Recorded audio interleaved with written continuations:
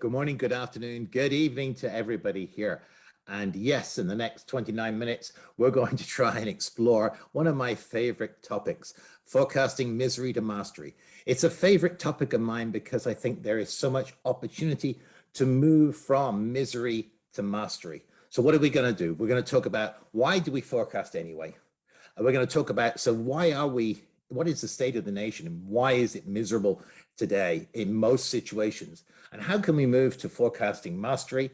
And then we're going to end with what I call power forecasting, how we can move and how we should and must move forecasting from being an administrative overhead that takes away from selling time to being a fundamental component of business management and performance coaching. So that's our agenda for the next 28 minutes. So let's start with why forecast. Why forecast? Well, there's some very important reasons, and forecasting is a major component of any business. Having been a CEO, I know the importance of knowing where my business is going, managing my cash, managing my investments. So for any business, for any individual, no matter what size, it's really important to know where the business is heading. To obviously match supply and demand, it's very important to know what's happening in the pipeline, how we match supply and demand, and then how do we invest or divest resources? As a CEO, that could be major decisions in terms of how we're using cash or conserving cash. As an individual salesperson, it comes down to where do we invest our time? So investment, if we know what's happening, we know where to invest and divest. So forecasting misery, what is the state of play? Given that we must forecast and forecasting is part of a business function, what is the state of play? Well, we went out and we talked to 1,200 sales organizations about how they're forecasting and what's happening. Let me share a little bit of data with you. First of all, 90% of sales opportunities do not close as forecast. They either close on a different date, they close at a different value, they close different product, whatever it is. 90% of opportunities do not close as originally forecasted. And now here's another interesting statistic of the opportunities marked at 75%. So these are all sales opportunities that are 75% likely to close. 80% of them don't close. So kind of something's a little amiss there.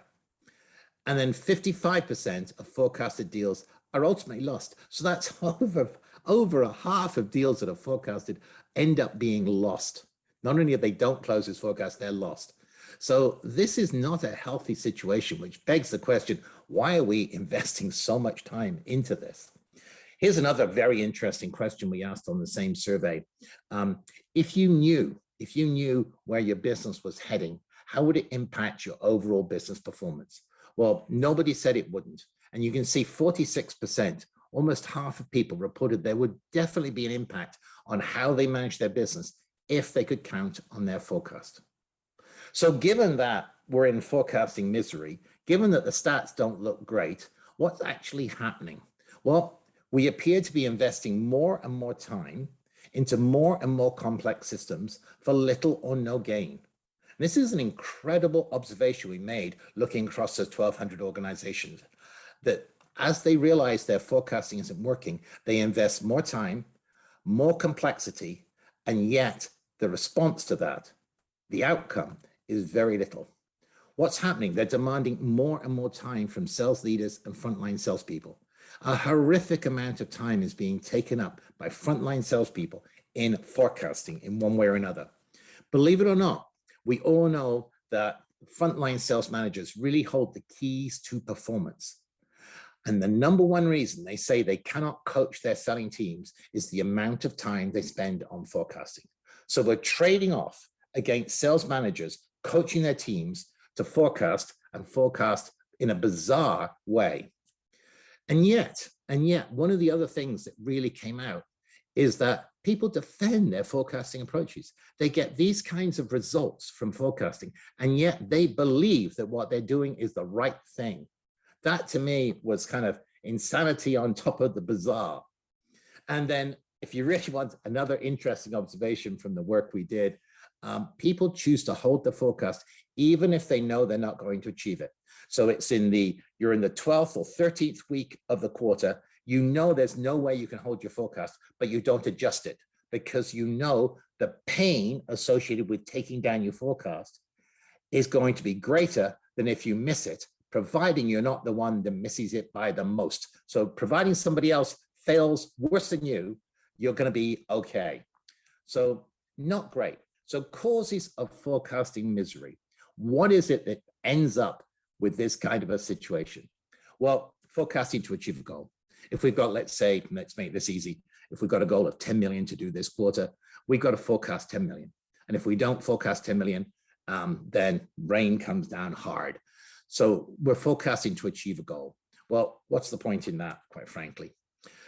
We're forecasting when we're going to close rather than when the customer is going to buy. We're going to talk more about this later. But the ego involved in a salesperson saying, what am I going to close, is very different from asking salespeople, when is your customer going to be in a position to buy? Forecasting probabilities. Oh my word. If there's one thing I would like to do on this earth before I pass away, it's to get this sorted out. Forecasting probabilities are one of the most ridiculous things ever going on, how they are misused. What is the difference between a 30% and a 40%? Please tell me. I don't know. And yet people insist on using this kind of thing. And then, well, I was talking to a sales manager who with a straight face said, we close about 50% of our 90%ers and about 20% of our 50%ers. And you go like, what does that mean? And like I said, he said that with a straight face. We'll talk more about that later. Either you win or you don't. At the sales rep level, you don't get 50% of a deal.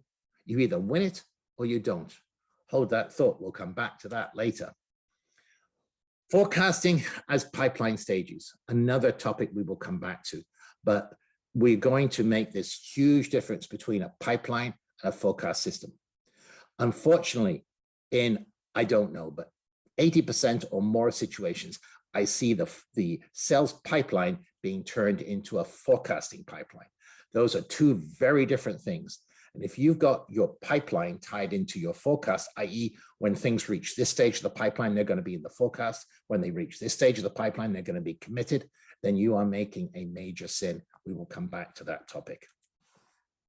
And then forecasting reviews. Oh my, we looked at what happens when you look at a forecasting review. So when a sales manager meets with a sales rep or a VP of sales with a regional sales manager, whatever it is, and they review their forecast, it becomes story time. Salespeople say, well, I met with the head of purchasing and they assured me all it needed was board approval, and off goes the story. We actually zoomed in on some of these forecast review sessions, and we found that stories can last for 5 or 10 minutes and no useful information comes out of it. It is just story time about what happened, the excuses, the reasons, the stories behind the stories. How useful is that? What do we learn from those stories? Well, we found out very, very little. And then finally, lacking individual accountability. So you meet with your sales manager, you're a sales rep, you meet with your sales manager, and you're forecasting to close something. And the sales manager says, I don't think that's going to close. Let's take that out of the forecast. Or vice versa. You're saying, I can't close that. And the sales manager says, we need that for this quarter. Forecast it. At the moment that happens, you lose individual accountability. The salesperson in that example is no longer accountable because the sales manager has overridden what they said. The moment that happens, we lose individual accountability. That can't be allowed to happen. So that's forecasting misery. Those are the drivers behind the results that we're seeing. So let's move to forecasting mastery. What do we need to do? Well, I'm going to suggest 4 things. Separate the pipeline from the forecast. Segment the forecast into sub-pipelines. Shift the focus from when the buyer will, shift the focus from when the salesperson will close to when the buyer will buy, and shift attention from the end of the pipeline to the start. Some of these I've talked about a little bit before, but let's go through each 4 and present you with a blueprint for success, how to move from misery to mastery. So let's start with the pipeline and the forecast. The sales pipeline should be and must be the pipeline of all opportunities that salespeople are investing time into. There is no such thing as something that's above the funnel. Everything that a salesperson is working on, no matter how tentative the opportunity, no matter how far out the opportunity, should be in the pipeline. The forecast is a subset of that pipeline. They are two different things. The pipeline is every opportunity you're working on. The forecast is obviously those that you believe with a reasonable certainty you are going to close at a time in the future. So the forecast is a subset of the pipeline. Now, normally, late stage opportunities at, let's say, stage 5 would be a much higher probability of closing, but it doesn't mean they're going to close. Just the same as you may have opportunities that are early in the pipeline, they're in an early stage of the buying journey. And yet, because maybe you are the incumbent and it's an upgrade to an existing system, you are reasonably confident, if not very confident, that you're going to close that business. And yet it may not be closed for 9 months. There may be many things to happen, but you could forecast that business. So the forecast is a slice of the pipeline. And this is the big sin. This is what I said before I leave this earth. This is what I want to dedicate my life to. This is absolute horrendous stupidity to put probabilities on stages of the pipeline. It is extremely tempting to do that. And IT people love it. This is where this came from. This came from CRM systems designed by IT people that thought, of course. In fact, I came across a multi-billion-dollar international company that had 10 stages of the pipeline. I asked, why do you have 10 stages in your sales pipeline? They said, because it's 10%, 20%, 30%, 40%. What is that? That turns it into a forecasting pipeline. That is not what we want. It is ridiculous because salespeople will simply game it. If they've got an opportunity they want to hold back, they'll put it at 20%. If they've got an opportunity they think they can close, they'll put it at 90%. So your sales pipeline, all integrity is lost in the sales pipeline. It just becomes a forecasting game and a spreadsheet for forecasting gaming. So get rid of probabilities attached to the pipeline. What should the pipeline stages be? There is no doubt in my mind that the stages of the pipeline must reflect the stages of the buying journey. There is no sales process in the world that ends up with getting business. The only process that's going to deliver business, the only process that's going to give you revenue is the buying process. We need to track where the customer is going through their buying process or buying journey. The stages of the sales pipeline must be the stages of the buying process. That means that every opportunity at stage 3 is at stage 3 of the customer buying journey. That is useful, that is objective, and that tells you what you need to do with opportunities at stage 3, because it's all about moving opportunities through the buying journey. So the stages of the pipeline do not represent forecast probabilities. They represent the stages of the buying journey. So there it is. Separate the pipeline and the forecast. The sales pipeline is one thing. The forecast is a totally different thing. If you really need to put probabilities on, which I argue against anyway, but if you really want to, keep it simple and make it an attribute of a sales opportunity. So a sales opportunity, is it at 50% or 80%? That's okay if you really need to do that, if you find that useful, but keep it simple and it's an attribute of the opportunity, not a characteristic of where it is in the pipeline. Number 2, segment the forecast into sub-pipelines. There is very rarely one pipeline in any business. The pipeline is a series of different pipelines. You have run rate business. You may have renewal business. You have small deals, large deals, upgrades, whatever your business is, it divides into different kind of business categories. Now, the most important thing here is those different sub-pipelines have different metrics. Inside those different sub-businesses, you'll find different average deal sizes, different close ratios, different cycle lengths. So the only way to get on top of forecasting is to break the pipeline down into those different businesses and then forecast each one individually. Run rate, for instance, that can be just projected out. If run rate goes up 2% or down 2% a quarter, there it is. That is your forecast done. Renewals is another area that you may be able to just forecast in a very simplistic fashion, saying renewals, we renew 90% of our business, but we're seeing the business grow. So each quarter we're seeing a 5 or 10% increase in renewals. There it is. That's your forecast done for renewals. Don't let that cloud the rest of the pipeline. Take that out. What you may well find is that 80% of your pipeline is forecastable with a trend analysis. And then that's only 20% that is then deals where you need to forecast specific deals. So segment the forecast into different pipelines. Number 3, shift the focus from when you're going to close the business to when the customer will be in a position to buy. This is an intriguing thing that we see time and time again. Salespeople, when asked when you're going to close the business, will give you a date. Ask salespeople, when is your customer going to be in a position to buy? And they're going to go, wow, I don't know. It's the same question. So shift the focus to when somebody's going to buy. Here's a quick insight. Look at that buying journey. This is a macro generic buying journey with awareness, interest, commitment, and acquisition. Customers go through this. Where's the work? Well, we've done the background. The work in the buying journey is at the commitment stage. This is after somebody somewhere has shown a sincere interest. Somebody somewhere has done their homework. They probably got a proposal. They've done an ROI, and they said, yes, this is something that we should do as a business. That's when commitment starts.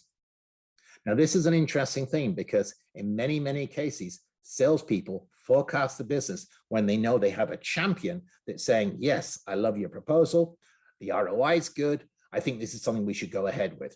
We're then going to forecast the business. But what's going on the other side of the fence? What's happening with the buyer? The buyer, this is when the hard work starts. This is when, in today's organizations, the buyer has got to handle all the friction that's going to happen when they say that they want to do something. People are going to be change adverse. They're going to be risk adverse. There's going to be competing agendas. The buyer has got a lot of work to do. Like I said with that previous graph, this is where the concentration is. This is where the work happens. After somebody's made a decision that they should do something, it's getting it through the organization and getting people aligned and in agreement. So those are some of the things that buyers are doing. There are many, many things buyers do at this stage. Meanwhile, the salesperson is sitting there thinking their champion's running with it and they're forecasting it. This is the opportunity graveyard. This is also the opportunity to really start managing the buyer through their buying journey. We've got to be a resource to our buyer to help them with all of this previously hidden activity. The activity that we hope our champion is just going to be able to run through because the ROI is so great. Only a fool wouldn't buy. This is exactly what they need to do. This meets their business goals. Yeah, let's forecast it. What's happening? The buyer is doing all of these activities, which I said are often hidden from us. We have got to get in there. We've got to understand what they are, and we've got to support the buyer through it. Which brings me to this point. The role of the salesperson today has got to be to manage the buying journey. We've got to understand all the things that happen across that buying journey, and we've got to support, navigate, and indeed positively influence our buyer through all those activities. We have to map out that buying journey. We have to understand all that's going to go on. We've got to understand all that friction that could be there. We've got to understand the competing agendas. The good news is you're going to see the same thing in organization after organization after organization.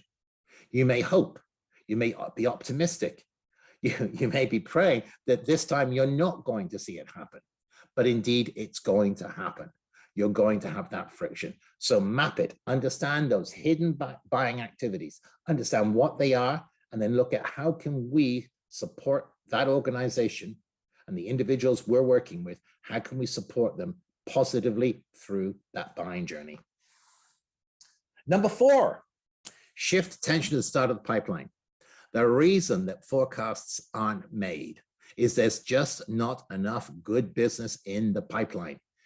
If we put as much attention on the front of the pipeline as we do the back of the pipeline, our forecasting misery would go away. The forecasting misery is caused because we just simply don't have enough business. So another plea of mine would be all that time is spent looking at the end of the pipeline, start dedicating some of it to the front. And it's incredible as you go up through successive layers of an organization, the outlook gets shorter and shorter and shorter. Drop in on any senior management meeting. They're not talking about what's going to happen 2 quarters out. They're talking about what's going to happen next week. The VP of sales is getting daily reports on the business. The time span gets shorter. This is another travesty. We should be dedicating that amount of focus to the start of the pipeline, because if we get the stuff going on at the start of the pipeline, the rest will follow. So the real thing we need to do is get that input happening faster. We need to get, and this is counterintuitive, we need to get more and more opportunities into our pipeline, and then high speed, high churn, those front stages of the pipeline. We should not see opportunities sitting there for weeks, months, or years. We should see them moving very quickly. We should be looking at, is our buyer in a buying journey? If they're not in a buying journey, it doesn't matter how well or how hard we sell, nothing's going to happen. So are they in a buying journey? If not, can we get them into a buying journey? If not, move on. So at the top of the funnel, at the start of the pipeline, it's a question of getting a high volume of opportunities into there, qualifying them, asking that simple question, is the buyer in a buying journey? And if not, can I get them into a buying journey? Otherwise, we move on. Move on may mean come back to them in 2 months' time, 4 months' time, whatever it may be. But high speed, high churn at the front of the pipeline. Now, often we see people saying, my pipeline should be 3 times my quota to make my forecast. Well, that too is a crazy thought. Who knows whether it should be 3 times or not? We can actually work that out. But the point is, size doesn't matter, speed does. You can have a pipeline that looks really healthy, and if it isn't moving, I would suggest that is a very sick pipeline masquerading as a healthy pipeline. So the thing that matters is the speed, the time that things are moving. So the front of the pipeline, high speed, high churn, and then lower churn. If we're looking at the right opportunities, we should have lower churn at the end of the pipeline. And of course, we should make our forecasts. So there it is. Those are the 4 things that I advocate move us from misery to mastery. Separate the pipeline from the forecast. They're 2 different things. Segment the forecast by different sub-pipelines. Shift the focus from when we're going to close to when the buyer is going to buy, and shift attention from the end of the pipeline to the start. Now I'd like to share with you power forecasting. Power forecasting is how we move forecasting from being an administration overhead activity into being a fundamental business management and performance coaching process. And now that may make you blink twice. How is forecasting going to be the fundamental foundation for this performance coaching? Well, let's look at coaching. You probably are aware of the P.D.L.A cycle. The P.D.L.A cycle is the foundation for coaching and for learning. You plan what you're going to do. You go and do it. Then you look back and you say, how did the things go according to plan? You learn, and then you adjust performance. So the P.D.L.A cycle, which appears in many different ways and manifestations, but this basic cycle is the heart of performance coaching. It's the heart of performance improvement. So how does this apply to forecasting? Well, the interesting thing is forecasting provides us with the ideal process for learning and development. Forecasting is when we plan. Forecasting is we are planning to do something. We're planning to achieve a certain forecast and get a certain result. It is the first step of the P.D.L.A cycle. We need to look back, and this so rarely happens. We need to look back at the end of the forecast period, whether it's a week, a month, or a quarter. I advocate this is something we should do monthly. We look back and you say, well, if we forecasted this, what happened? We can say, well, great, we made our forecast, but did we make our forecast the way we had hoped? I once had a salesperson that worked for me that was extraordinarily good. But at the start of each period, at the start of every quarter or month, she would tell you what she's going to do. At the end, she'd overachieved, but it was never, ever the way that she said she was going to. There was a lot of learning there to be captured, a lot of opportunity. So what can we learn and what can we do about it? How do we then move forward? So here is how I think we introduce power forecasting. At the start of the forecasting period, what are we forecasting? How do we think we'll achieve that? What are we going to do to achieve that forecast? Then we go off and do it and have fun doing it. Then at the end of the month or whatever period it is, we can look back and say, what did we do compared to what we thought we were going to do? What happened or didn't happen? What closed or didn't close? What worked well? What didn't work well? What can we learn? And then here's the big one. At the end, we can adjust. We say, well, let's not do that again. Let's learn and not keep doing the same thing again and again. So there it is. There's my recipe for power forecasting. This turns forecasting from an administrative overhead into a fundamental business management process that underlies performance coaching. So instead of salespeople saying they can't coach their team because they're spending too much time forecasting, they should be saying that they are coaching their team while they are forecasting. The forecast should be a byproduct of a really focused business performance coaching session.